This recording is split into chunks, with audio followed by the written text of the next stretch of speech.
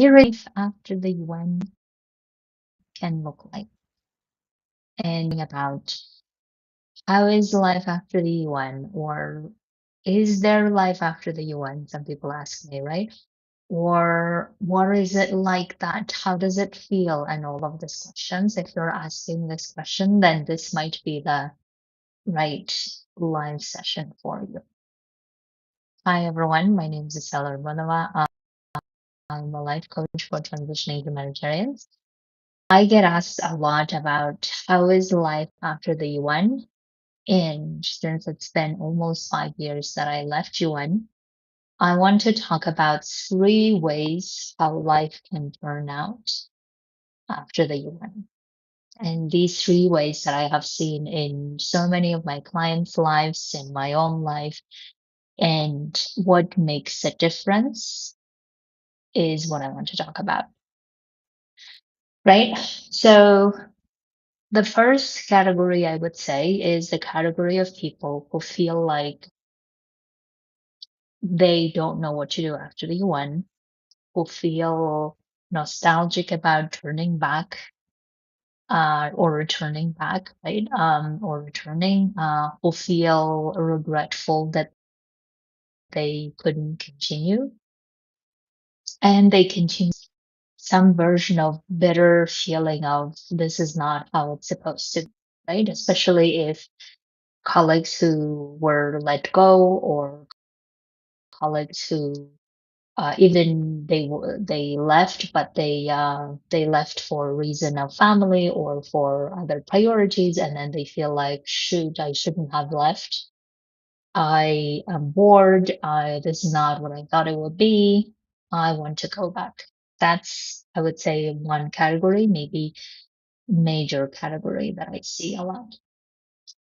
Another category of people, I would say to a lesser extent, is the category of people who say, F this, I don't want to do anything with UN anymore. I'm going back to doing my bar and running my bar and having a simplistic life, or I'm running my farm and then I'm having my simplistic life and I no longer want to do anything to do with this UN life. Right? So that's the second category, I would say. And then the third category, which is maybe even less than the first two categories, is the people who say, oh, I'm going to make my life even better than it was in the UN, right? And I certainly was in all of these categories, believe it or not.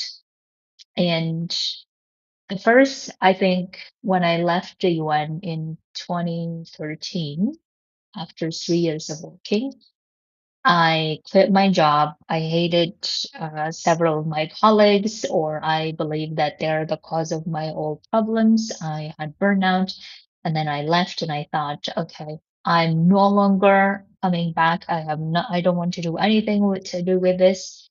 I'm leaving. And then of course, after 3, 4 months of resting and recuperating, I realized, oh, what am I going to do now? Right? And then I searched for jobs and I found jobs, but they weren't as satisfactory or as fulfilling as I thought. And therefore, I just felt like I needed to return back because I was just feeling so desperate. Right? So that's the category that I was in. I was in both the category of the person who just left and feeling like this is not for me, I don't care, and I'm just going to leave. And then the second version of then feeling like I just don't know what to do with my life and I'm feeling regretful, I'm feeling nostalgic, and then turning back to UN. And that's what I did. So you can see that I've been in both categories. So then when I was leaving in 2020, intentional about how I left, what I was going to do, or rather how I was going to make this experience after UN better than the one that I had. So I have also observed several of my clients going through this experience, feeling like they came to me after several years of leaving the UN, and feeling like, okay, I don't want to do anything with UN, and then feeling like, oh, outside world is not really for me, and I'm returning, right? I have also seen some of my felt so nostalgic and they just want to go back and do the things that they used to. Now, I have now also some of my clients who are feeling like their life is a lot better than when it was within UN because they were able to create the alternatives that are even better than what they could ever imagine. So, when you are thinking about transitioning, you can always think about which of these three you would be, right? Or you believe might be a possibility. And if you're really committed and serious about making your life even better than you had before you went or during you went, then I would suggest this is the key to making that difference, right? This is, I think, is the reason why a lot of people are able to make their lives after you went better than the one they had. And the reason why is because they didn't let any circumstances make them feel a victim. This is, I think, is the biggest reason why. So think about this way is that if you feel, oh, I cannot really make things work outside when I don't know how to, or I'm not good at this, I'm not good at that. If you keep feeling that way, that means that you're just allowing your circumstances, your UN background, or your judgments about your abilities make you feel a victim, make you feel to be going to what you want to do. Even though you have the power, you are in charge of how to make that life after UN better than it was before. Because whenever we are making ourselves victim to those circumstances, to those experiences that we had, what we're really saying, and I think this is something that we're really saying, is that we're not autonomous human beings. That's what we're saying. Indirectly, right? We're not maybe aware of it, but this is what we're really saying. We're saying we're not autonomous human beings. Therefore, we let the UN decide what life I can have after UN or not, what life I can have in general. This is what we're saying. And I don't think that's what we want to say though, right? I don't think we want to be non-autonomous human beings. Like even if your worldview is where you don't feel like you are in charge, but rather a higher power in charge, whether you call this higher power higher consciousness, God, Allah, or any other deity that you believe that is higher power who is in charge of your life, is the case, let's say. I would like for you to always look at it. How much of that power wants you to be suffering and not really wants you to be a victim of these circumstances and not really create the life or design the life after you went even better than it was before, right? The way that I'm feeling lately is that I believe whatever the higher power we believe, excuse me, is within us. This is my belief, obviously, right? Is within us. And because this higher power is within us, that their expression is who we are.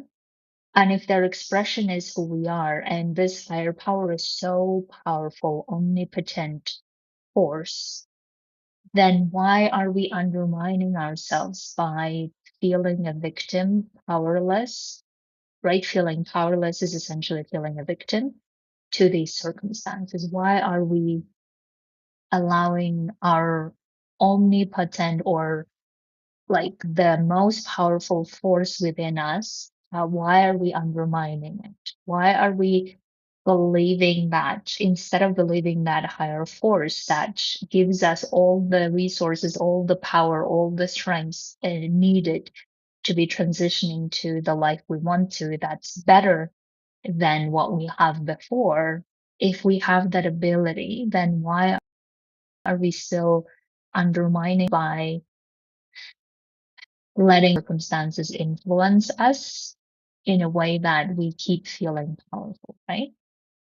Now, if you're not able to recognize that that's what might be happening for you, that you might be feeling a victim of those circumstances and you are not, and therefore you are feeling like you're not in charge, you're feeling like you're not autonomous.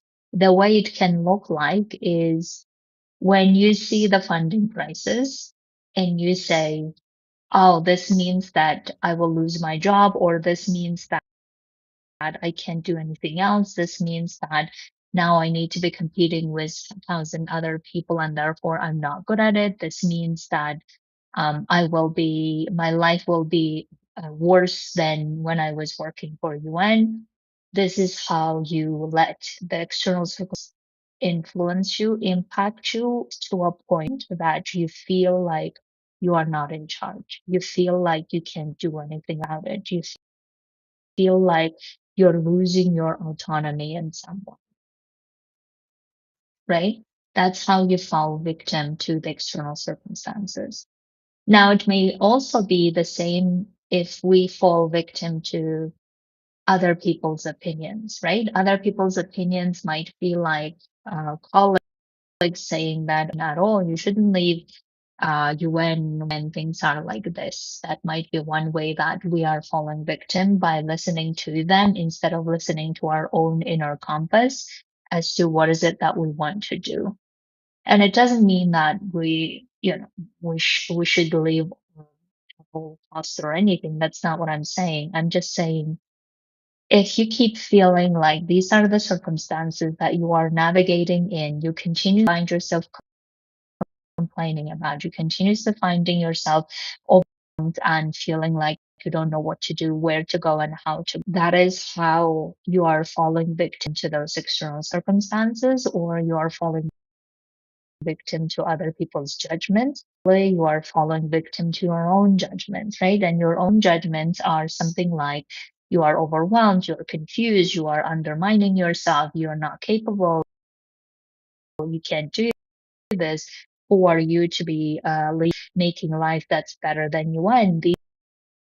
This is how you fall victim to your own judgment, and therefore you don't recognize your own power.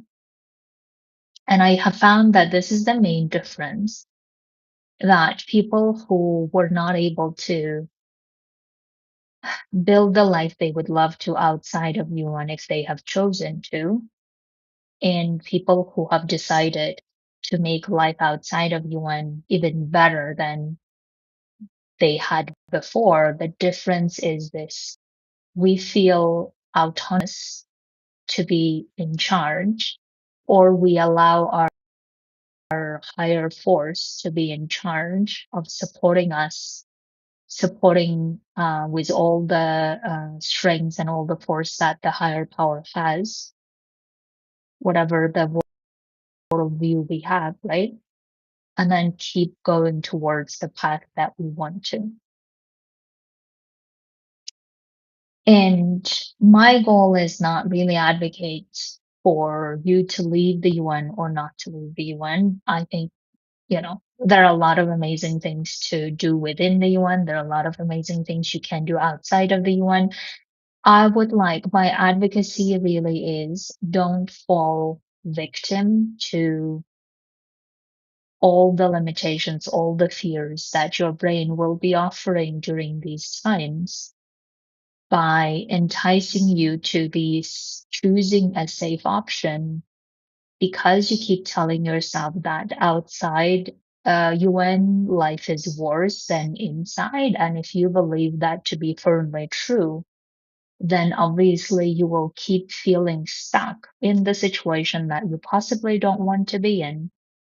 And at the same time, you keep feeling like you can't do anything outside.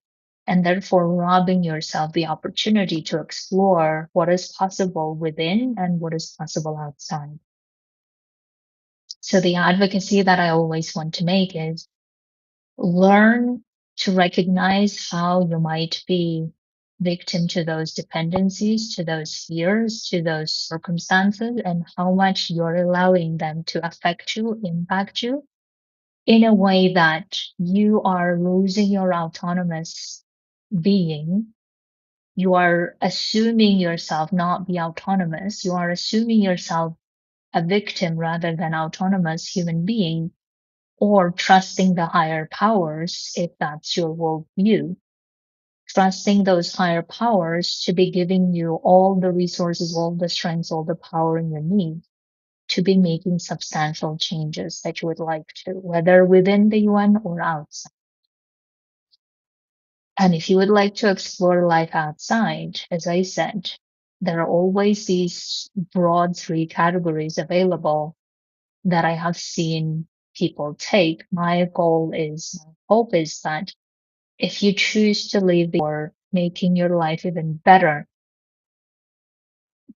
excuse me, like I did than it was before or during the war, so that you no longer feel regret, so that you know a loss, so that you no longer feel bitter that things didn't work out and how, excuse me, how unjust it was and all of those things. Okay, so that's really my goal. So if you would like to make life outside of UN even better than in the UN, you have that power to do that. You have that autonomy. You have that feeling in charge is within you to do that, or trust in the higher powers. And you don't need to fall victim to whatever is going on around you and keep making you scared so that you don't need to sleep. So that's why I would like for you to really think about your current situation, current circumstances, and see, are you really choosing to stay because you really want to, or you're choosing to stay because you feel you have no other option? And if you feel like you have no other options, know that that's how you are allowing your circumstances, maybe other people's judgments, maybe your own judgment, are making you feel victim to those situations. And as long as you feel victim or powerless, you will always stay stuck and confused and overwhelmed. And unfortunately, that's a very difficult, suffering situation to be in. And I wouldn't want you to stay in that situation longer, because the more you stay there, the more you reinforce. And the more you keep getting the feelings you actually don't want to experience. And therefore, I would like for you to notice that you also have the power to feel that autonomy, to feel that trust in the higher powers, to be choosing the path that suits you and your loved ones best. And you have the ability to make that work that is better than before. And I would like for you to do this work with me if you choose to. You know how to find the link to book a consult. In the meantime, have a beautiful week, everyone. And by the way, this is my mom's stuff that I'm wearing. I hope it didn't scare you. Anyway, I look forward to hearing from you.